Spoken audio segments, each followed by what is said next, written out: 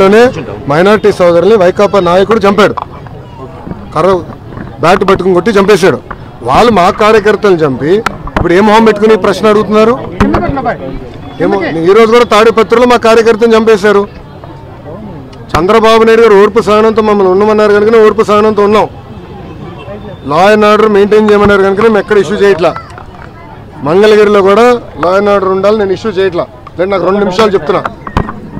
నేను మిమ్మల్ని అడుగుతున్నా, ఎక్కడండి వైకాపా కార్యకర్త ఎవరు దెబ్బ తగిలింది, ఎవరిని చంపే? మేము ఒక్కడి జోలికి వెళ్ళాం. మేము వాళ్ళు ముగ్గురు మమ్మల్ని చంపి తిప్పి మా పైన ఆరోపణ చేస్తాం, కరెక్ట్ కాదు. మీరు మొత్తం చూడలే, ఇంకా చాలా ఉందని. ఇంకా ముఖ్యమంత్రి గారు దానిపైన నివేదిక అడిగారు, ఎంత ఖర్చు అయింది, దేనికి ఖర్చు పెట్టారు, మొత్తం డీటెయిల్స్ అడిగారు. ఇంకా రావాల్సిన అవసరం ఉంది. ఇదే కాదు, ఇలా చాలా కట్టినట్టు ఉన్నారు. అన్ని వివరాలు వచ్చిన తర్వాత ప్రజల ముందర పెడతాం. అదంతా అధికారులు వాళ్ళ ప్రాసెస్ వాళ్ళు ఫాలో చేసుకుంటారు. Thank you.